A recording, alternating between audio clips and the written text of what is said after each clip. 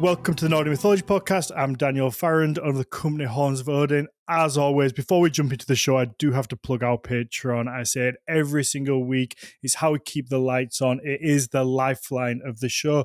So if you can support, please pop over to Patreon/Nordic Mythology podcast. It starts from £3 a month. So it's the price of a cup of coffee, less than a cup of coffee. But it really does help us out. It keeps us going, keeps us growing, keeps us making new content, like the bonus episode we're recording, the second episode of today, which is where we look at Viking smutty literature, amateur Viking smutty literature, and me, Mags, and Claire have a read through it together, and they're a lot of fun. They're very lighthearted. We look at what's accurate, what's not accurate, the quality of the smut maybe as well, and they're just a really good time. So if you want to listen to that, I think the first proper episode we're going to put out for free. Take a listen, see what you think. If it's your thing, then there are going to be more on the Patreon, so go and check them out. Subscribe, like I say, £3 a month, you can get those, and the whole back catalogue of all the Q&A episodes we do with our guests. So if you like a show, there is that bumper part where you get an extra maybe 20 minutes. Sometimes the Q&A ends up longer than the main show. So sometimes there are actual full other episodes that are in there. Not always, but it does happen. So yeah, go and have a look. If you can, 5-star rating, positive review wherever you get your podcasts. Subscribe and like on YouTube. That does help as well. Helps the YouTube channel grow, new people find us. And with that said, let's get into today's show. I'm super excited about this one. First of all, I'm going to introduce my lovely co-host and in-house archaeologist, Mags Havgar. Hi, everyone. There we go. And our guest today is the lovely Rúnahild. Rúnahild is a Nordic Folktronica project hailing from an off-grid wooden cabin in the mountains of Norway. How lovely does that sound, first of all? Mm-hmm. So it is inspired by her healing journey and spiritual connection to nature. Her music aims to hold space for others to explore their own inner universe. Rúnahild, welcome. Yes, thank you so much. It's a pleasure. Thank you. Thank you for joining us on this lovely, warm, for me and Mags, warm for you. Sunday evening. Yeah, not. But thank you for taking the time. How are you? Let's start with some pleasantries. Oh no, I'm doing actually really, really good right now. Really just come back from a festival, so landing home, and I'm working on music, and that's it. Yeah, eating strawberries and in the garden. So enjoying life. That sounds so lovely. Yeah, just a nice quaint cabin in the woods, eating strawberries. Yes. Back from a festival, making music. Well, I mean, it's all right. Yeah, it's not bad, is it? Yeah, that sounds quite okay. Yeah, agree. Where was the festival? Oh no, amazing. I had an absolutely amazing experience. We were a part of a ceremony, and then we combined the ceremony with a concert afterward. So we were in the ceremony singing and drumming with the Urla women. It's a women's circle, and they had a ceremony there, and we went on stage and started singing from there, and went on.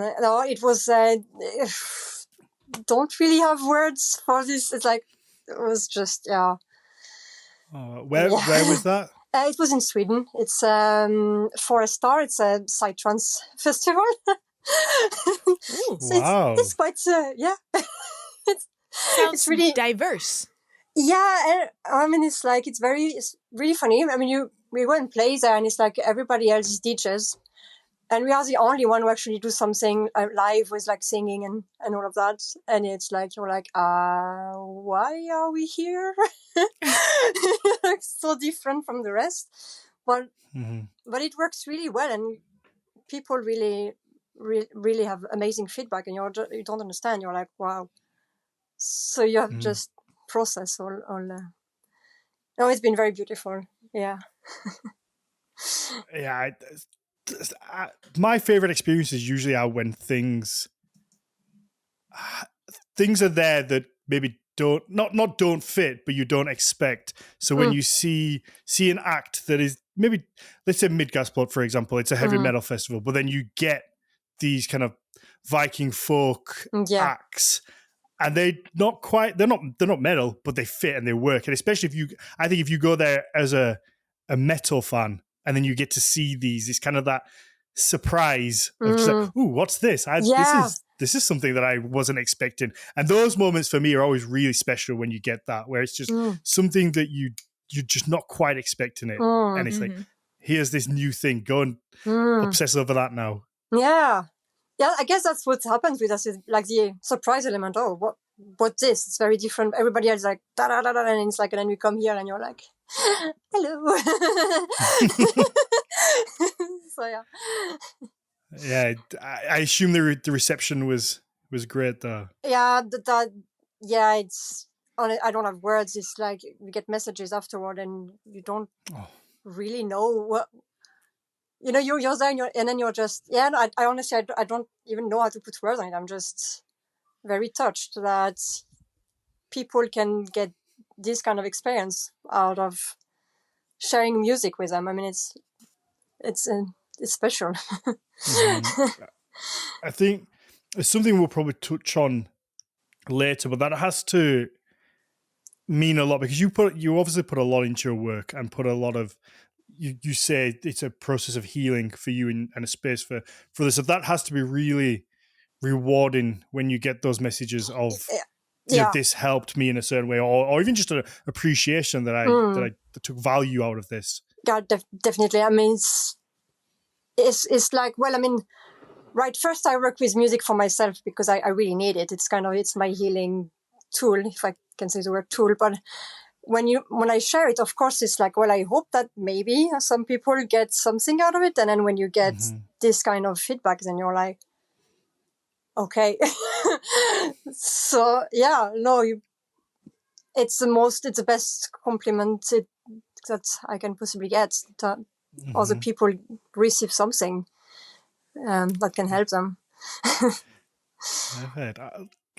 Well, you know what, Max, before we start, how was your weekend? I know you had a lovely little. Well, I feel I feel very much like a kinship to what Rúnahild is saying right now, with like just feeling just so kind of grateful and you didn't say those words specifically, but kind of whole in a way, because I celebrated Pride yesterday, and it was just, the Pride in Oslo was just amazing. There was also there was a shooting at Pride in Oslo 3 years ago.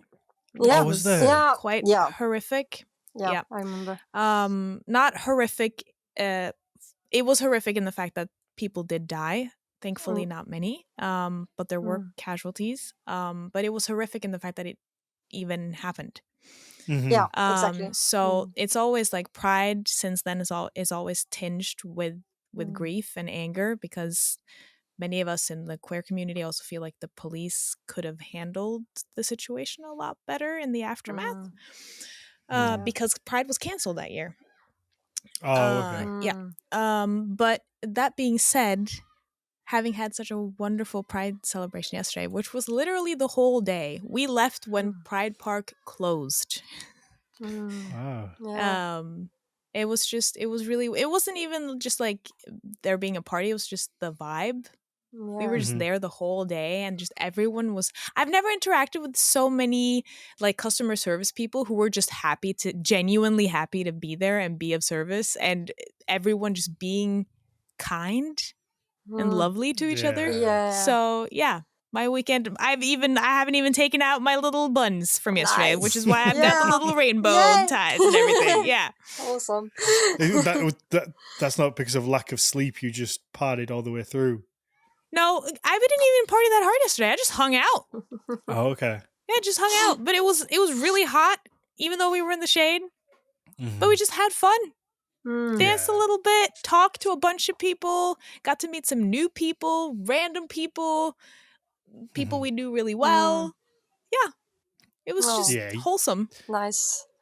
Those days where everybody's just happy, and you're with like-minded people, whatever the reason, but where everyone's just in like a good mood. It's so healing because you just get to hang out. There's never really any weirdness or ill feelings. It's just happiness. Yeah. And it really just kind of healed the soul a little bit, I think. Mm-hmm. So much that. Yeah, exactly. Yeah. I mean, festivals for the most part have that feel as well, I think. There is always that kind of community. That's what I love about festivals. You really do have a sense of community. I mean, this Forest Star or Midgardsblot is the two festivals that I play most at. So, but there really is this sense. You are like, everybody's kind. You're always welcome as who you are. I mean, yeah. I've only been to Midgardsblot the once in 22. I think it was when you played in the guild hall. Yeah. With Folkert. Was it with Folkert? Yeah, I think I was with Folkert that year. Yeah. I think so. So many years. I think maybe. No, I really think so. Actually, I think last year was the first year I was not playing with Folkert. So yes, I was definitely. Yeah. It was the year when Heilung and Folktrona, but the first one after. It was a really magical year, I think. That. Oh yeah, no, exactly what you're talking about. That was after the corona. Yeah. It was. But the whole festival has such a good feel to it. It's like it's just a community group. It's really lovely, and definitely, I think that's a similar thing. But let's get on to the music and kind of let's start at the beginning then. Is there a starting point where all this began? Were you musically inclined as a child? Is it something that you did at a young age? I mean, when I was a kid, I started writing my own songs. I mean, like really young, and it was kids' song. It was about dogs because I absolutely love dogs. So it was a song about dogs. But I mean, that's as good a topic as any. Yeah, yes, I think you have the right audience, right? At least here in Dan and I at the moment, because we're just like, yep, totally get that. Yeah. But I mean, then I sang it to my parents. I was like, hey, I made a song, listen to it. And it's like, but it wasn't the right time. In retrospect, I see that it was not the right time to do it. And I didn't get the feedback I needed or wanted. So I kind of thought I just wasn't good at it. So I simply stopped. That was it. I'm like, no, I can't sing. It's not my thing. And I just that's quite sad though. Well, for parents, if you're seeing kids sing a song, it doesn't matter. Encourage them, please. Yeah. It's so important. But okay, well, I mean, I'm also very sensitive, so there it goes. But then I kind of stopped. But we all are. I'm very kids. Sensitive, so yeah, especially as a kid, though. I mean, like you really need your parents to kind of show the encouragement, like, hey, let's keep doing it's great, even if it's not, and it doesn't matter. Quality doesn't matter. It's like the pursuit of creativity and fun, and whether you can tell that the child is actually getting something out of the experience. Yeah, like who gives a shit if it's good? Exactly. As long as the kid is having fun. Yeah, and they express themselves. That's the most important. Yes. Can you imagine if every parent threw every bad piece of artwork the child drew on the floor, like, you're never going to be an artist? No, no, that's terrible. I know. I have to ask, do you remember the dog song? Yes, I do, but I'm not going to sing it. Please don't make me sing. No, I'm going to keep it private. Okay. You know what? But fair. Some things are just for you. I won't ask. Yes. But yes, it's definitely still there. But good. I like that after all these years. Yeah, that's so sweet. but yeah, so then I kind of like left it, and then I always wanted to learn instruments, but we didn't really have the money, and also we lived in countryside, so we didn't have like a music teacher nearby or anything, so I couldn't. But I wanted to play violin, I wanted to play drums. I knew I could play drums. It's like, I need to do something. And then, okay, it didn't happen. And then, so I kind of, forgot the whole thing, or not forgot, but yeah. And then it was in 2006, and I had this acquaintance from work, and she had a small keyboard at her home, and I was there, and I'm like, oh, can I try to play? I mean, I never played a keyboard, but can I try to play? And like, just for fun. And like, she's like, yeah, sure, go ahead. And then for the few first minutes when I did not think about it, and I just was sitting there, and I had both hands on the keyboard, and I created those harmonies out of nowhere, and I was like, what is going on? Like, that sounds actually really nice.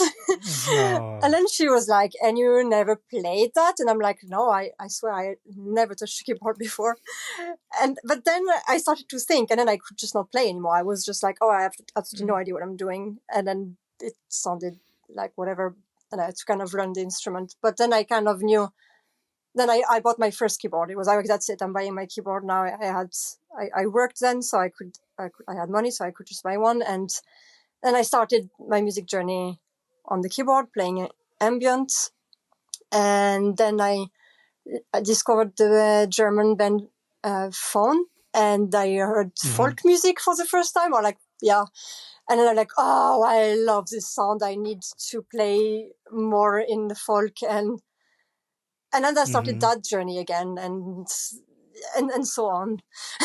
So yeah. I would love to get in the mind of somebody who is just naturally musically gifted or inclined, because I'm not. And I've said this on here, so, you know, we've had tons of musicians on here, and every time I speak to one, I'm in awe, because my brain just doesn't work like that. And I'm sure it works in ways that other people's doesn't. But I cannot grasp music. I've tried playing bits and pieces. It just doesn't work. And I'm sure if I had lessons, I could kind of pick it up eventually. But to just have that ability to hear music and to be able to, you know, like you said, just go on the keyboard for the first time and be able to do something that sounds decent and understand melodies and all that kind of stuff and hear things in your head. And you said writing songs from a young age, like it's such a skill that I don't possess, and I'm so enamored by people that do. I'm just like, wow, this is amazing. How does your brain work? I know exactly what you mean, Dan. I have the same thing. Like, I played piano as a child, and I got pretty good before we moved, but like, it was because I actively practiced and trained, and as soon as I put it away, I can still like play the last piece that I ever learned fairly okay. But other than that, it's pretty rusty. But I'm just so it's so what's it called? Like, I get like simultaneously just like curious and awestruck by like, wow, you just do that? That's so cool. Yeah, you just hear songs in your head, and like when people say, "Oh, I wrote the song in my head first," I'm like, "Oh, come on now, what do you mean? what?" Yeah, but I mean, like, on the other hand, like, it's like that's one part of how I work, but there are so many things that I don't, that I would be envying other people that are better at other things that I am absolutely not good at, and I'm like, well, I wish I could function like this, but I don't. So I guess it's just we all have our brains, and sure, just have to figure it out. Yeah, exactly. Yeah, we just have to figure it out, make it up as we go, figure out how to use the tools we have. Yes. So I believe I read this. I'm right in saying that you grew up in France. Yes. Right. Yeah. Yep. Just for anybody who's picking up on your accent. Yeah. So whereabouts? Because you said you were out in the country. Yeah, it was northeast of France, roughly 2 hours from Strasbourg. Okay. But yeah, it's very very little place where I come from. 900 inhabitants, and I had the forest right behind my room. So that's quite rural. Sounds like. Very. Yeah.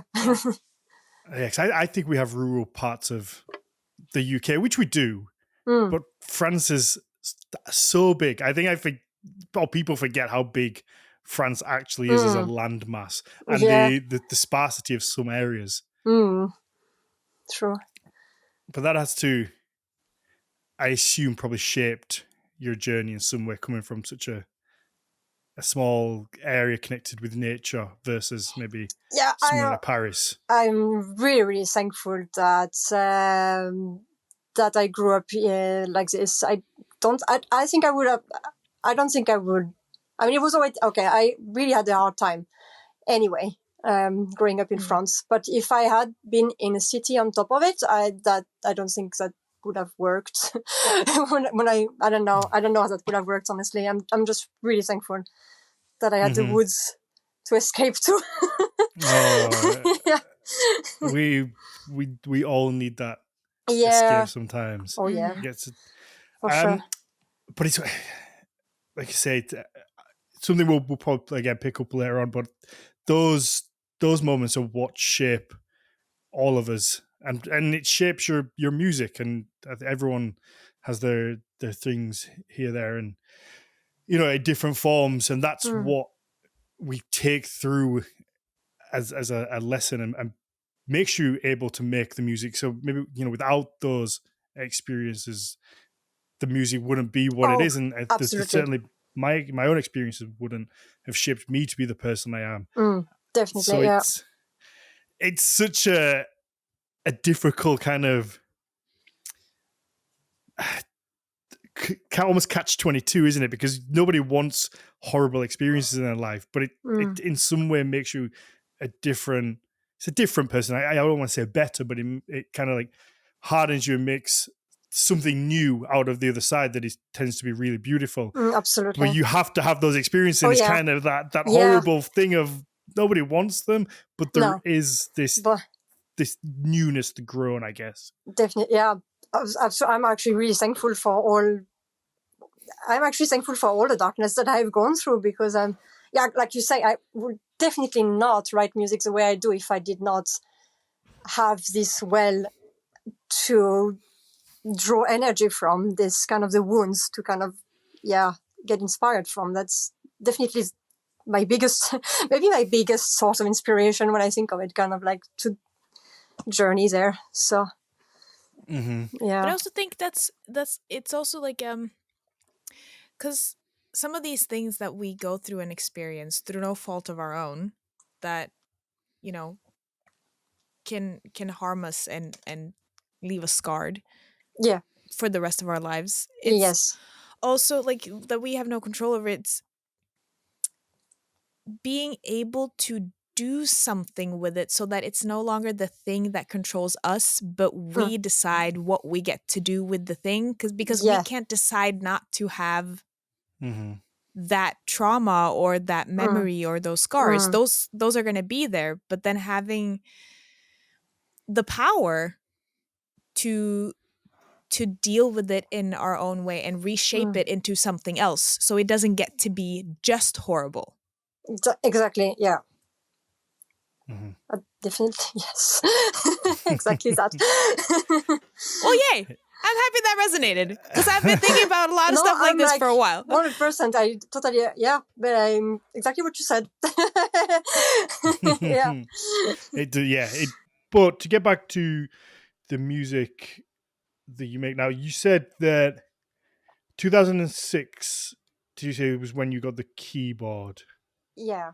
How do you go from having a job in France, I think it's still at the time, to living in a cabin in Norway, in the woods, making the beautiful music that you do? Because there's a gap, there's something in the middle there, isn't there, I think?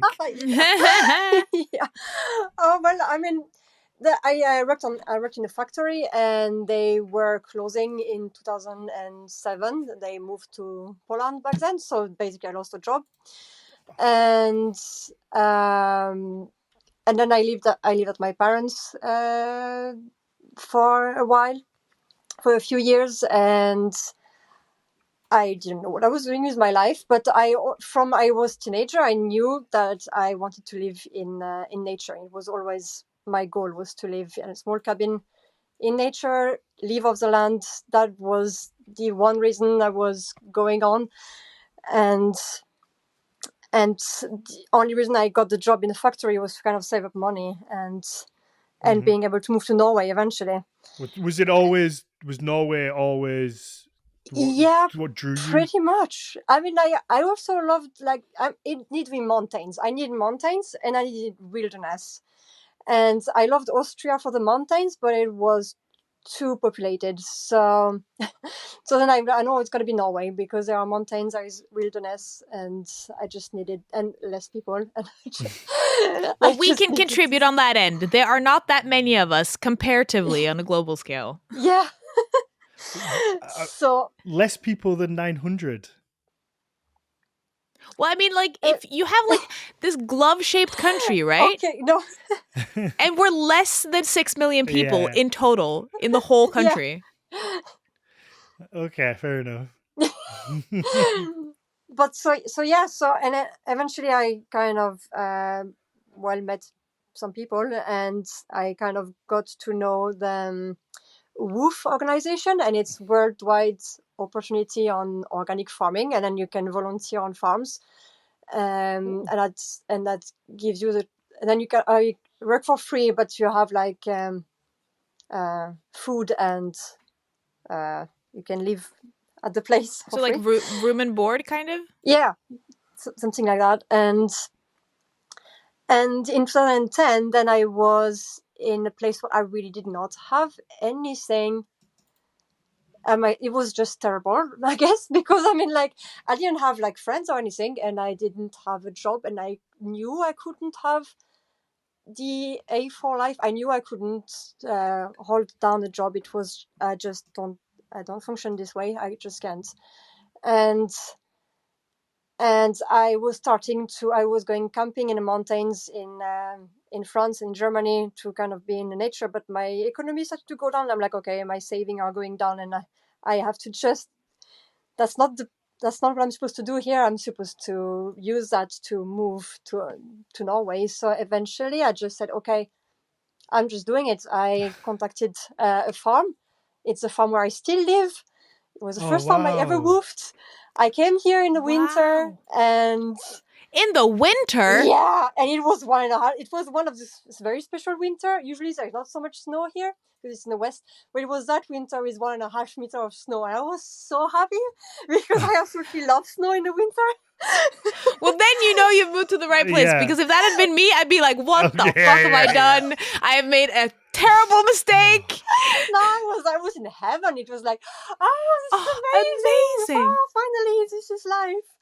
And it's very unlike me, as in, like, I am not, well, we can go into it later, but I mean, like, I'm also autistic, and I'm very shy, and I have social anxiety. But it was that point where, like, no, I'm taking a plane ticket. I'm taking the plane alone. I'm doing it, because it's like I have nothing in my life to keep me in France. It was very depressing, and I just came here, and then I worked on the farm for the first few years, and eventually I needed to have my own place, so we built a small cabin a bit away from the farm, and that's where I live now. Wow. That's so wonderful. I love that story. It sounds like a got me a little bit emotional. I was like that, because it takes such strength, I guess, to do that. 100%. Sorry, Max, you were going to say something, and I butted in. No, I think we were pretty much in the same space, Dan. I was just going to say that genuinely sounds like it sounds like a novel that just makes you feel really good. Oh, nice. Yeah, that's exactly what it sounds like. A type of novel that I would read in the fall and just be like, "Oh my god, yay!" Oh, so sweet. Yeah, because it's, there's. I know for a fact a lot of the listeners, and just a lot of people in general, have been through tough spells. Me and Max included, and it takes a lot to get yourself out of those kind of depressive times, but to take the step to kind of follow your your dream in those moments and move to a different country. Not only just move to another country, but to move to a farm in kind of the middle of nowhere in a new country with very different weather, I guess. Oh yeah. And it's extremely commendable because not many people would find the strength to do that. It's as I think anybody who hasn't been through depression, and probably a mindset that I had before I kind of went through it, is the ignorant mindset, I guess, the not understanding. You would think, oh well, you get to a certain level when you get so low, you just you do it because you've got nothing left. You do it because you have to, but that's not always the case, because when you get in that position, you can't find the strength to do it or the opportunity to do it, and you put yourself down even more, and it becomes that heavier blanket on you that weighs more and more. So it's not just, oh, you get to the bottom so you have no choice. It's it's suffocating. So for to hear that you kind of we're in that kind of position, but then we're like, I'm gonna do it. I'm gonna go, and it's worked out. So it's such a lovely story for anybody that listens, that has those moments, that can look at that and think, well, you know what, I can maybe do this, or I should go, and even small things like just maybe I should apply for that job, or maybe I should talk to that person that I like. These little things, these little wins take inspiration from moments like that, and that's why it's such a beautiful little story, because it has that kind of feel good. Yeah, and also like you weren't guaranteed that it was going to work out, right? Oh, There's no guarantee in that. No. But in your case, it did, luckily, and thankfully, probably also through great effort from your end. Yeah, no, but I honestly, it's like, I'm also like, wow, that's quite special. I mean, like, I didn't expect anything. I just knew I had to try something, and let's do it. I love that. So, how did the cabin come about? Did you build it, or was it the people that the farm you were staying with? Yeah, I mean, we are a small community, and we have a carpenter from Scotland, and he's the one who I had the design, and then he had the idea, and then he made it with lots is made from material around here, like pine trees from around here, and the roof is covered with the grass and a lot of plants and things. So yes, it's very. It's it's such a feel good story, because it like I say, it's doing what you wanted, but then other people helping with that. The working on the farm, having a carpenter there who helps. We're so easy to look at you can put the news on at any point, and it's just doom and gloom and depressive at the moment, all the time. Social media feeds you just negativity. So little stories like this, little wins, give you such hope in humanity still, where it's just like, oh, there is still this like lovely thing of people, and it's not just what's fed to you. And I would probably say quite maliciously fed to people in a very purposeful way. Exactly. Yeah. Oh, yeah, I'd love that. So okay, so we've got the cabin. Yeah. Now, how do we get the music? Where does that kind of fit into this? Well, actually, I needed the cabin because I needed a studio where I had my private space. Okay, so you'd already. So it's actually because of music that I have the studio, the cabin. Okay. So, yeah, because before I was recording, the house has like 2 living rooms, so I used 1 living room. But I mean, if somebody opened a door or a tractor drive by, it became very, very frustrating at some point. Like, I want to record music at any time. I don't want to wait for a specific time. I need to just get it out. Yeah. And so, and then of course it's off grid. So, but there are solar panels, so I have a bit of charge, especially in the summer. I can use them like I want, and it's very nice. And And if I need to, I can always go down to the farm and charge a computer and come back and work again. So it works out. Is this are you already in kind of the Nordic folk music scene at this point? Yeah. I mean, my first project before Rúnahild was. I'm so sorry. I feel like I don't know if everyone can see my thing. I feel like I was doing the Beyonce dance then. You know, the put a ring on it. I was like this. I was like saying. I was like, I just triggered in my head what I was doing, and then I was like, yeah. Well, what's this? I'm so sorry. Please carry on. Lovely. I just had like a moment of like self-awareness. I was like, That's nice. but yeah, so I had a project before Rúnahild, and it was a Elivagar project, and it was already inspired by Norse culture and Vikings and all of that. But I mean, it wasn't necessarily Nordic sound. I never really thought of making a Nordic sound. It was more of an inspiration, and then I just take whatever instrument that came along and that inspired me, and then then the themes would be Nordic, it was. But then when I made in 2016, then I came to that point where I knew that I was no longer aligned with my first project, and I just needed a restart. And I had a new direction, and that's where I started to work with music as healing, like more consciously. Like, okay, now I don't know. I just needed this. I just had to let go and to kind of start new, and that kind of also fits with when I got the cabin. Everything kind of came together.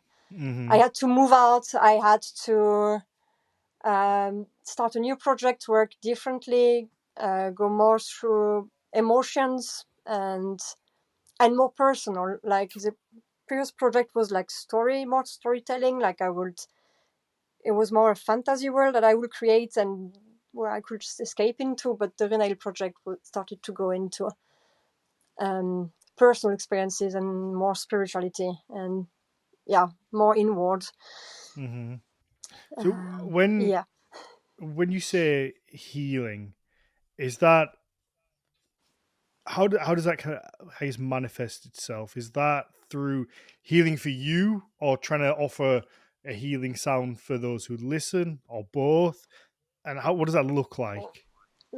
No, first of all, it's definitely it's for me because I mean I've always struggled psychologically. That's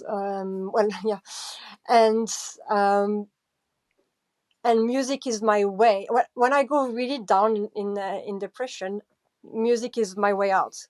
It's like I am in that well, and there is absolutely nothing that I don't understand anything anymore, and there's absolutely I don't want to go further or anything. And the only thing that usually, well, it's not the only thing, but it's the main thing that brings me back to the light is I start playing or I start singing, and then it's the life energy come rush back right through me, and then I started to work. I don't know. It's like I got conscious about it that music was, and then I started to kind of really focus on. Okay, I want to share this. I want to talk about that, or I want to sing that. Not necessarily with words, but I also started to want to use more intuitive singing and not so much. Well, I have lyrics, of course, but I mean, I wanted to go in more intuitive singing and channeling, or just simply I have an emotion within, and I want to express that, and then so that people who listen don't need to. They can just feel, and it's not defined. It doesn't tell you what to feel or what to do. It's just simply, I felt that I needed to create that space. First of all, it was for myself, but then when I share it, it's I'm thinking maybe some other people can, because for me, music was what really saved me when I was younger. Because when I was 16, 17, I really was at the worst of my life. And if I did not have music back then, I don't think I would be here today, because it's kind of like that gave me light, that gave me a purpose, that gave me beauty.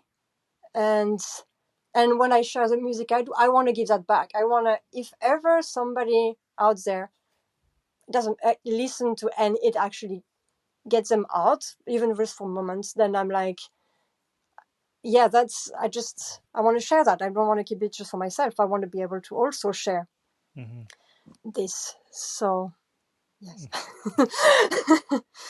Yeah. It's beautiful. Max, it really is. No, I was just gonna, something that you said there really resonated with me, because you said if it can get them out of it, even if just for a moment, because that's something that I can really relate to, is that like I feel like often in conversations of depression, which is very important, it like the subject at hand is often like how to get out of the depression completely. But for me, like the most exhausting thing when I've experienced depressive periods is how all encompassing it is. So like I can't do anything without being so extremely aware of the fact that my brain and my thought pattern and my feelings are so different than what they can otherwise be. And so it feels like this very like suffocating blanket almost that I can't get off of myself. But then things can happen where it's almost like I'm able to lift one finger up and like pull the blanket up just a little bit, and then I forget about the depression for even if it's just like a second or a minute. And then that little space is such an important like breather. Exactly. Yeah. So I love that. Like, it's not about like fixing things complete, but it's like just giving people just, even if it can help just be like a pause. Yeah. Exactly. I really love that. Yeah. It's such a lovely thing to be able to give people that kind of peace in a way in those moments. So I'm trying to think which direction I want to go now. When you going into those places, because you know with your music, it's so evident that there is, I don't know if pain is the right word, but there is so much emotion and feeling, and that everything is in it. You get that feeling whether you know more about you as a person, you know, like your story, or you listen to it for the first time. I think it's something that very clearly comes through, particularly in the Of Darkness and Light album. You get that feel. It's got that innate emotion to it that I can't always understand with music, maybe because I'm not musically minded, or maybe nobody can quite explain it. Some songs, they just imbue emotion. It's just there for whatever it is. You just know that whoever wrote this song has a story to tell, or something there, and you can tell that that's there with your music. Now, how difficult is that when it comes to getting into those moments? Because obviously you've had some dark spells that you've touched on.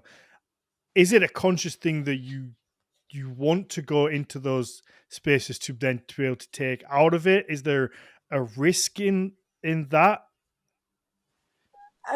No, I definitely don't consciously go there. It just is. Okay. And yeah, and when I am there, then I don't choose to necessarily. I mean, yeah, no, I don't. No, that's what I was wondering, whether it's it's when you're in that space that you then create the music, Yeah. or are you able to kind of, because I've spoken to some people who say they kind of like are able to maybe just touch on it a little bit and kind of draw from it without maybe going too far in. But then that I'm not rawness, I don't know if I'm that not comes. capable. Yeah. No, actually, it's like I am there and I write the music so I get out of it. Oh, okay, I'm with you. So, otherwise, I'm not getting out of it. So it's like, okay, now I can't do it anymore. Do something, sing, do something, compose. It sounds to me, I don't know if this is going to make sense to you, Runa, but it almost sounds to me like you're describing kind of like a metaphorical like rope ladder. Like the music for you is like you making the music is you like putting together this ladder that slowly but surely it's helping you get up. Yes, 100%. Yeah. That's really interesting. I like that. And I guess because I'm conscious that I don't want to. We could speak for hours, but I don't want to run out of time. We have to touch on the, because you've been quite open about having the autistic diagnosis, autism diagnosis. Where's my brain not working? Diagnosis. Yeah. Yeah, and we spoke a little bit before, and you said how that's helped to understand things of the past. Can we touch on that and how that's kind of maybe helped with things and I guess been put into the music, and has it changed how you are able to write the music?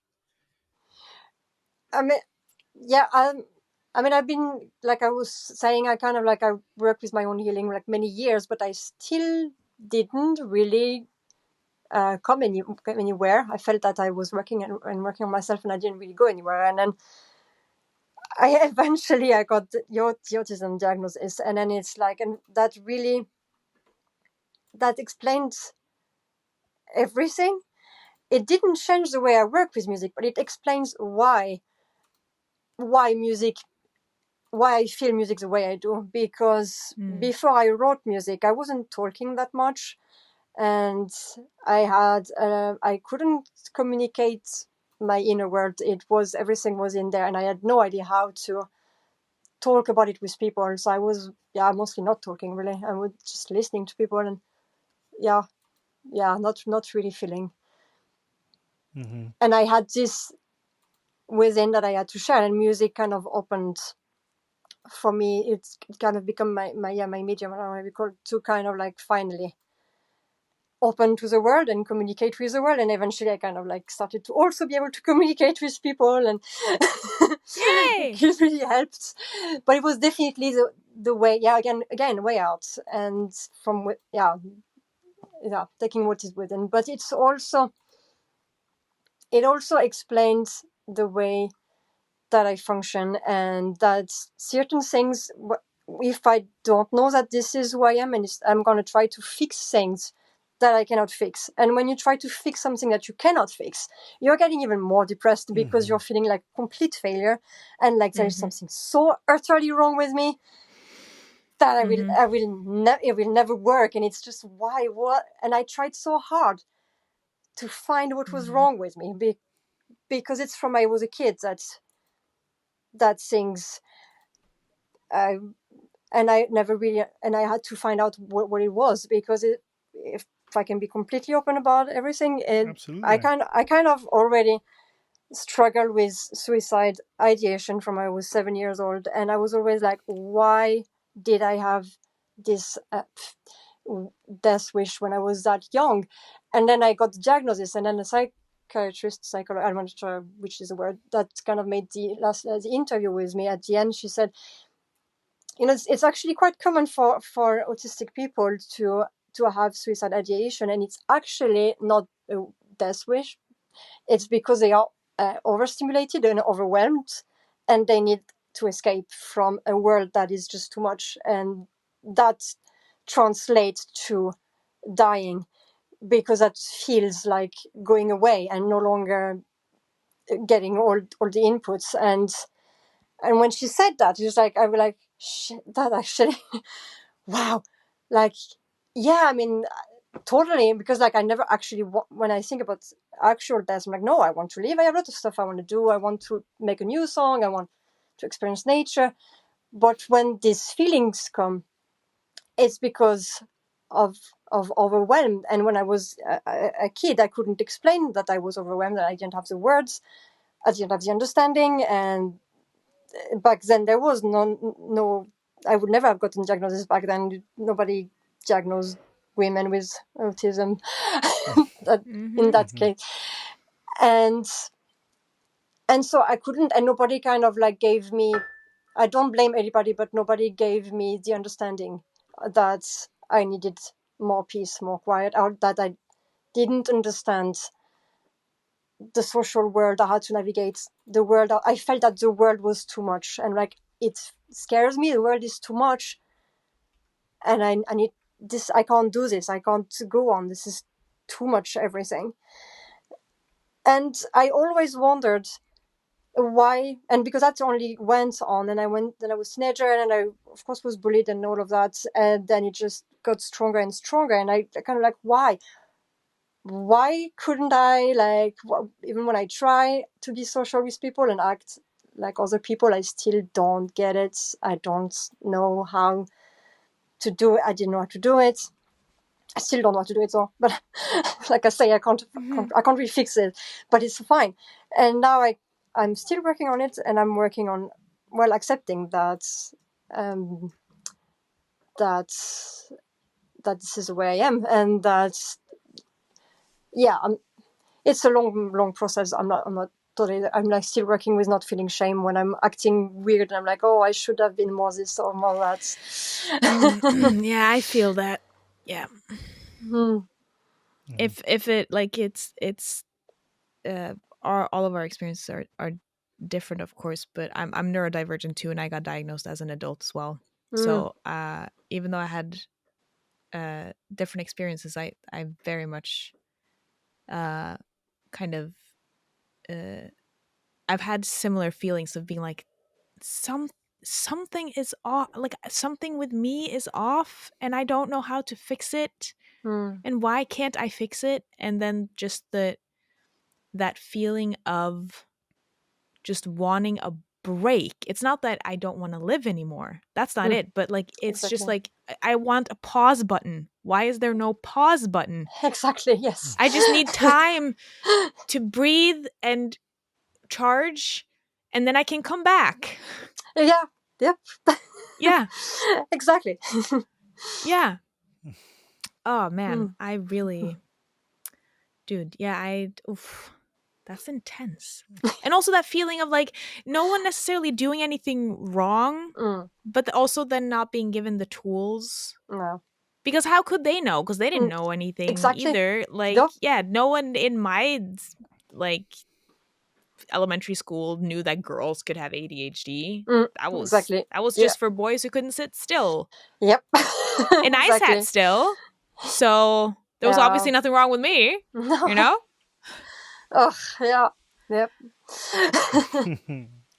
But it's just that outlet, that freedom that must feel. It's almost like a language, I feel, of finding something where you're like, oh, I can communicate now somehow in a way that I was never able to before. Exactly. There's such a well. I think, thank you for sharing it.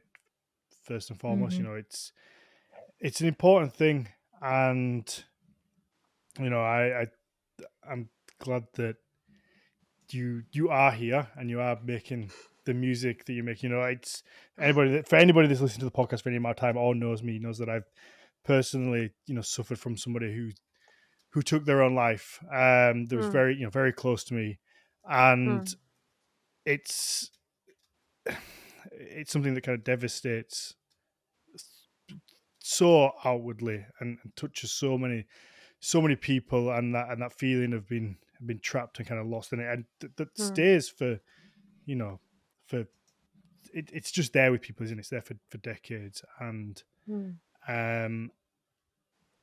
just that conversation makes me think, you know, makes me think of looking back on my own situation and how maybe, you know, that understanding may have helped them in a way, because that could have been an option. That maybe that understanding of why kind of they maybe were how they were could have helped. And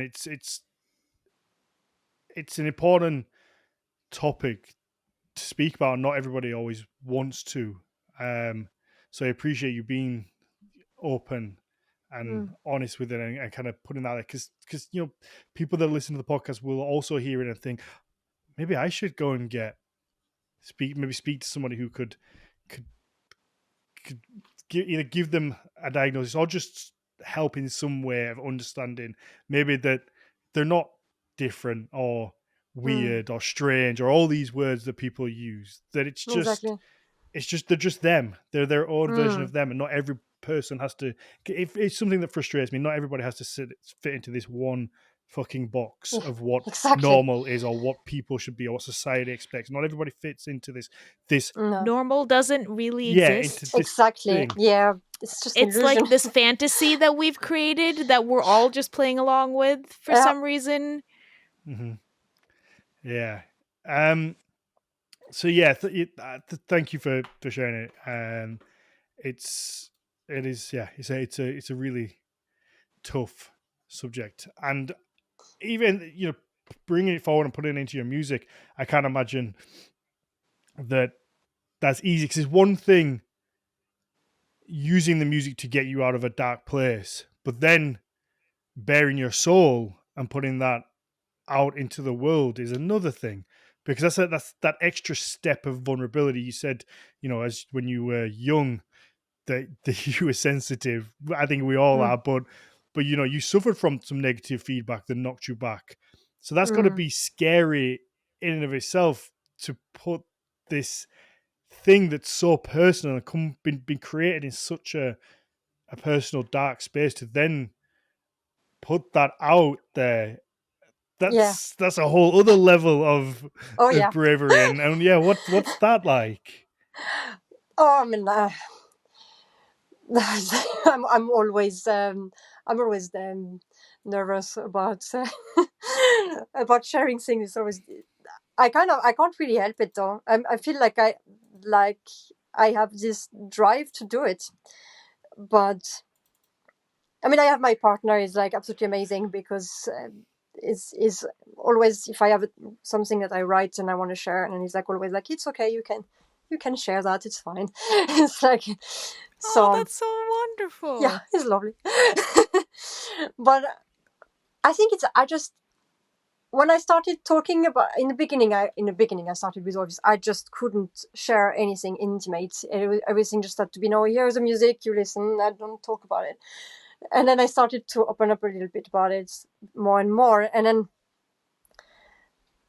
then I think I come to a point. I just thought today about this. I was thinking like, why? I mean, why is it that the people that I don't know if I want to use the word victim, but why is it that the people who suffer should be the ones sitting with the shame?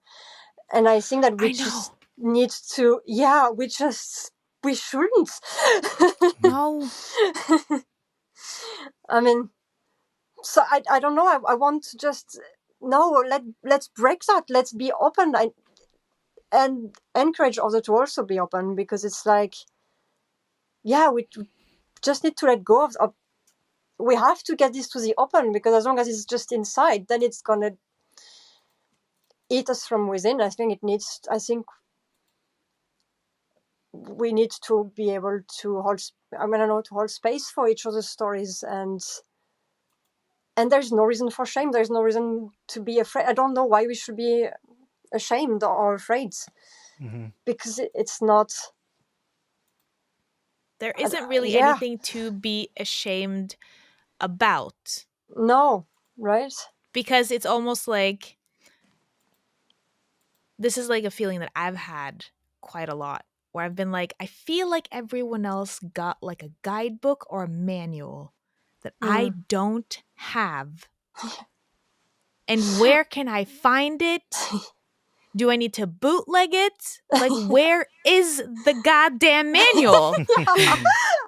100% on this, yay! Exactly. I'm like, I'm faking it so hard, and I feel like I'm making it sometimes, and then other times it crashes and burns so hard. And then I'm like, can I just flip to page 43 or something and get at least, maybe not an answer, but at least like a roadmap to here is a way you could have handled this. Or sometimes people expect this when such an occasion arises. And I'd be like, oh, really? That's news to me, but thank you for telling me. I love this, yeah. I agree. Okay, we're gonna have to wrap up shortly. I wanted to touch on the latest single. I'm gonna butcher the pronunciation. Filgia? Yeah. Filgia? Yeah, I'm good. Yes. I love that song.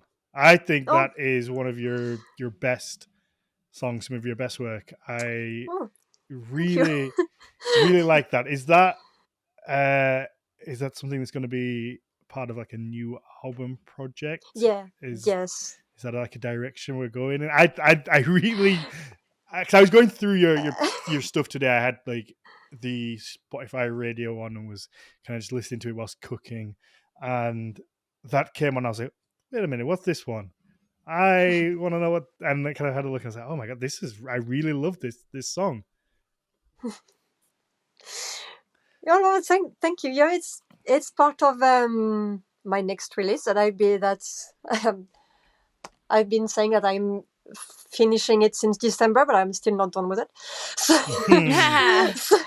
but it's a 10th release, and I'm making quite a big album. I think a bit like, I don't know. I can't really say so much because I keep changing my mind. So I feel that. So I don't like, what, you said that? Nah, yeah, well, I changed my mind.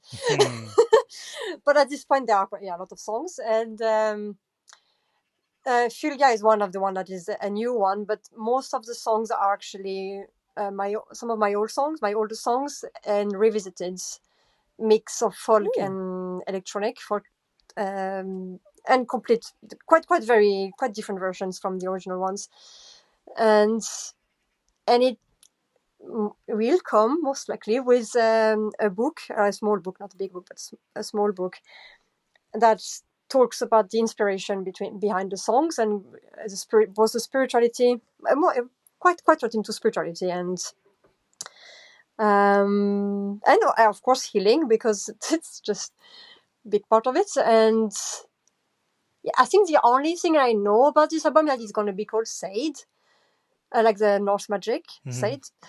And I am trying to be releasing it in the autumn.